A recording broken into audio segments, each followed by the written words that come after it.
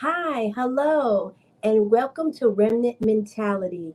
My name is Carolyn Gamble, and I will be speaking to you today on just a little message today, hopefully to help you to get through your day and to have to be mindful of some things that God is trying to tell us on today. The title of my message is "Why Not You?" Why me? Why not you?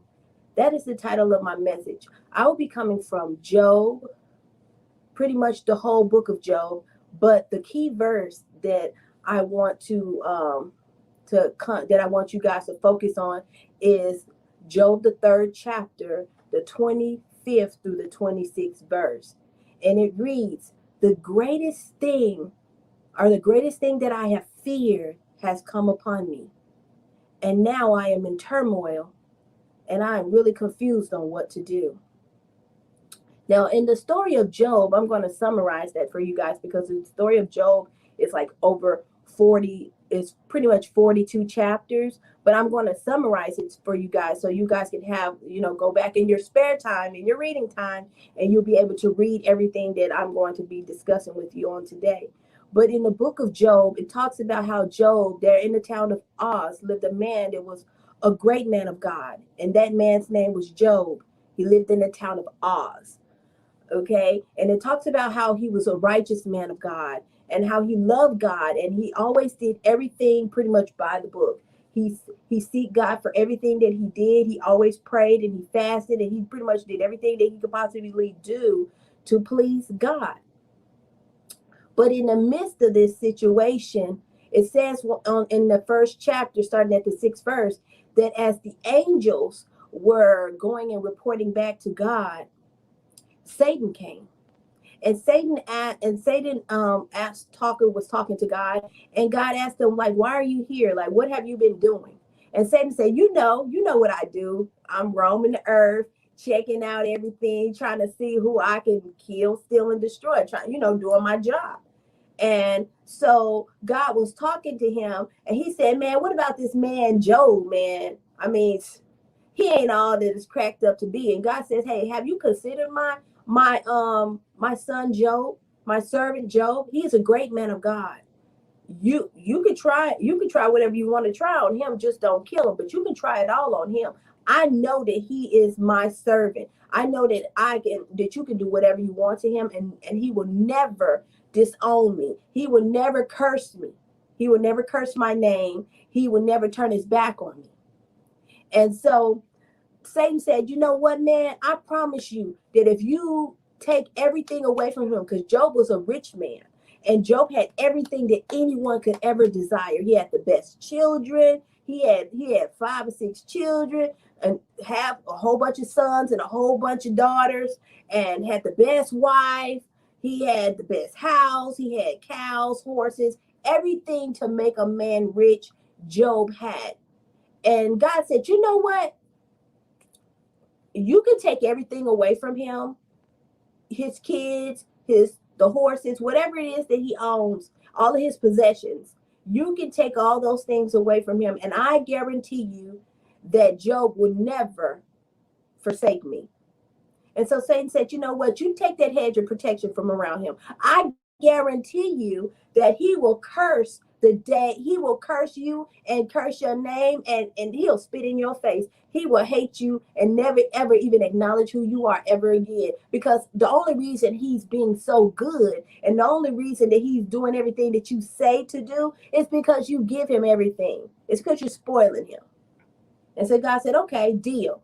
Go ahead. Take everything away from him and see what happens. And so just as God gave Satan permission, God told him, but one thing you can't do, you can't kill him. You are not allowed to kill him, but you can take everything away from him. You can put sickness and disease on him or whatever else, but you cannot kill my servant, my son. And so Satan agreed, and they made that agreement. Yes, that was a deal that God and Satan made. But I know how many of you know that in the midst of that God was trying to get some glory out of that.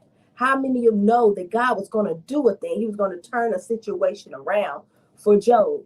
So in the midst of all of this stuff going on, Job starts losing everything around him. His kids get killed and we're going to say in a car crash. His kids get killed. His all of his sons are dead. All of his daughters are dead. He loses everything that he owns. He might as well say he's evicted from his home. His wife threatening to divorce him. He's losing everything that he ever had. And so now Job is pretty much broke, busted, and disgusted. He don't have anything anymore. Catastrophe has hit his home. And that's where the key scripture that I have, which is Job, the 3rd chapter, starting at the 25th verse through the 26th verse, says, the greatest thing that I have feared has happened to me. The thing that I feared the most has happened to me. I don't know what to do. I'm blown away. I never would have expected this to happen to me. How many of you can truly say that there's some things in your life, whether it's death, whether it's just losing of your possessions or losing of your job, where things have happened to you and you never in your wildest dream thought that it would happen to you? And Job was like, why would this stuff happen to me? I've served God from the time I was a youth all the way up until now. I've never back talked him. I've never talked bad will against him. I've never done anything bad to my children. I've never done anything bad to my wife. I've never cheated on my wife. I've never done anything to deserve all of this stuff that has happened to me. But there is calamity in my house. There is problems and issues and crazy stuff going on in my house. It is a major storm taking place in my life, and I don't know what's going on, and I didn't do nothing to deserve this. And that is what's going on with Job. And it breaks it down, because it's a large book. So it breaks it down how it says that after Job, all these bad things have happened to Job. Job is still praying. Job is praying. He is fasting. He's talking to God, asking God for answers. Try to figure out what's going on.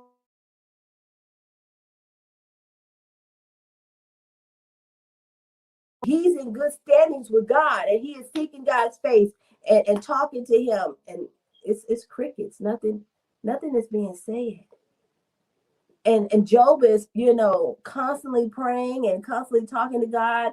And it says that in the midst of all of that, his friends come.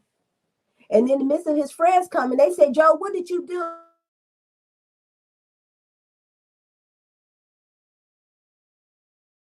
Around on your wife.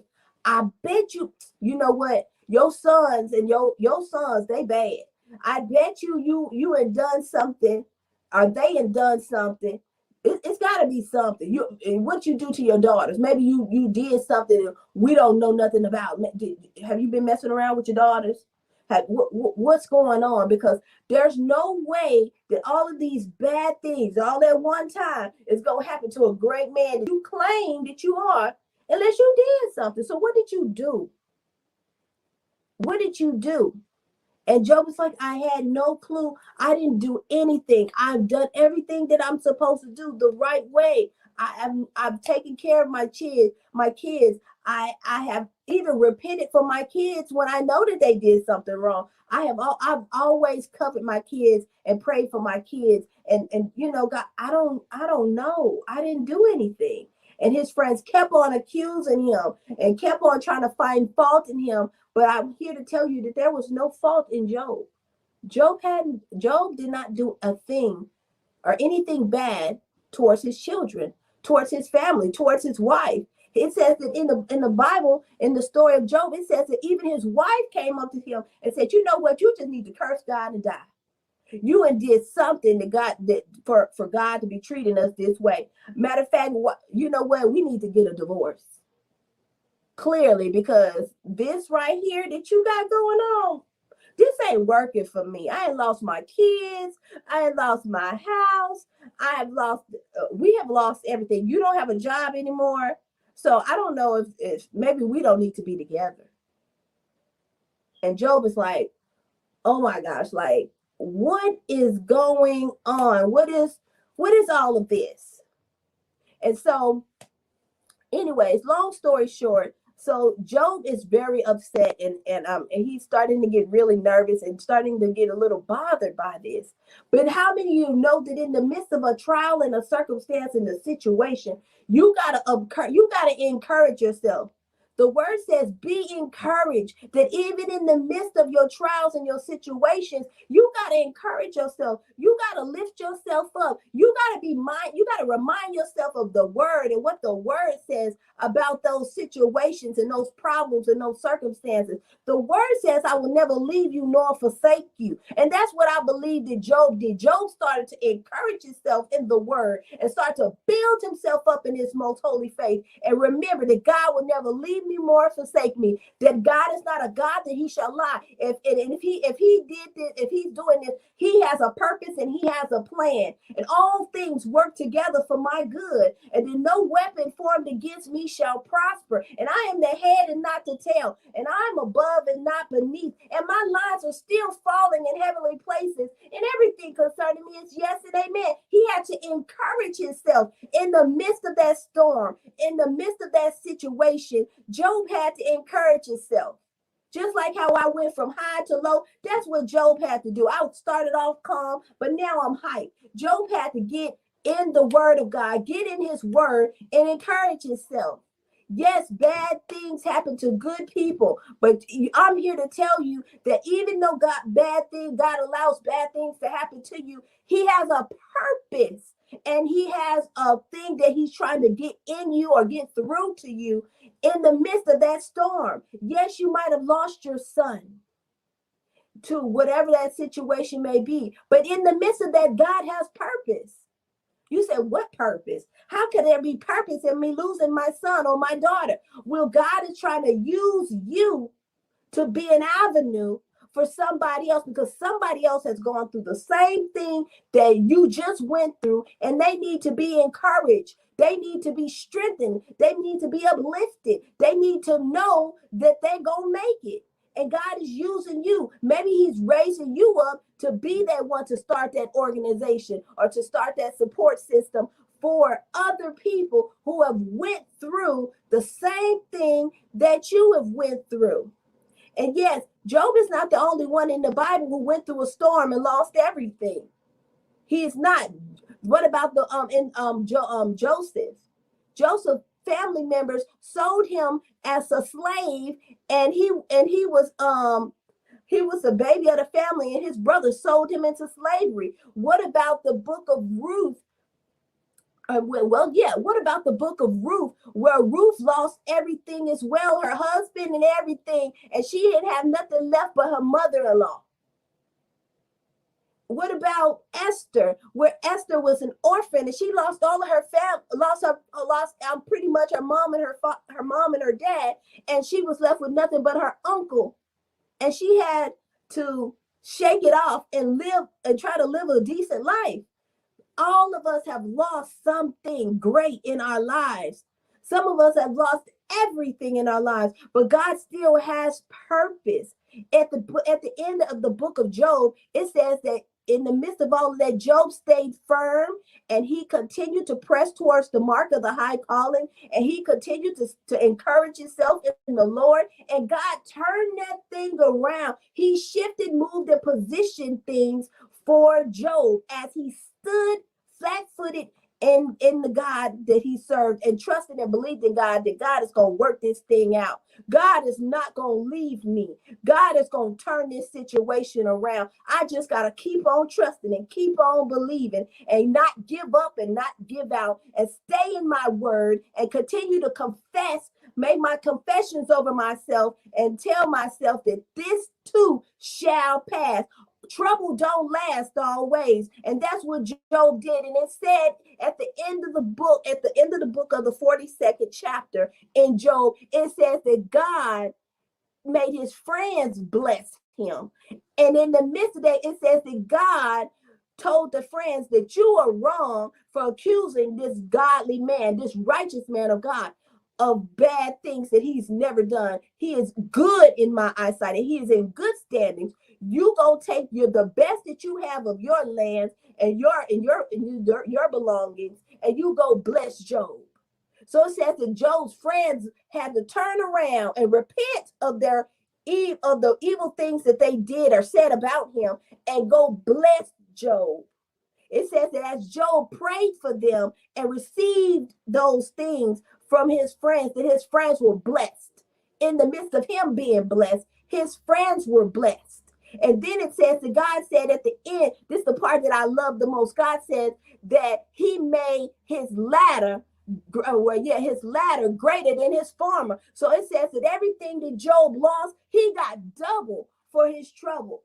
Yes, he got better daughters than he had the first time, better sons than he had the first time. All of his land and his belongings and his houses and everything that he had was doubled in the midst of him losing everything. So God is trying to do something for us, people. Yes, we are going through this season of COVID and we're losing loved ones and people are dying all around us, but God still has purpose in the midst of our storm. God still is trying to do something in us and through us, but we have to trust and believe that God has our back and that God is doing a new thing.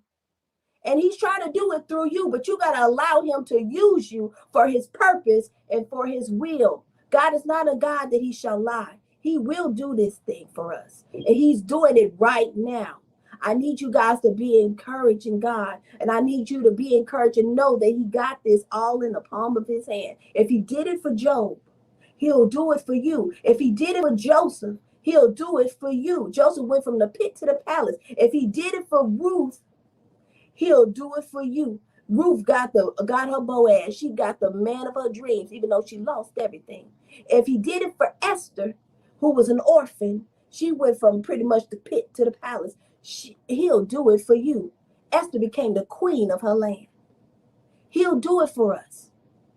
It may not be the same situation, but he will do a thing if you continue to trust in God. Be encouraged today. I love you guys, and I know that God is doing a thing, and he's working it for your good.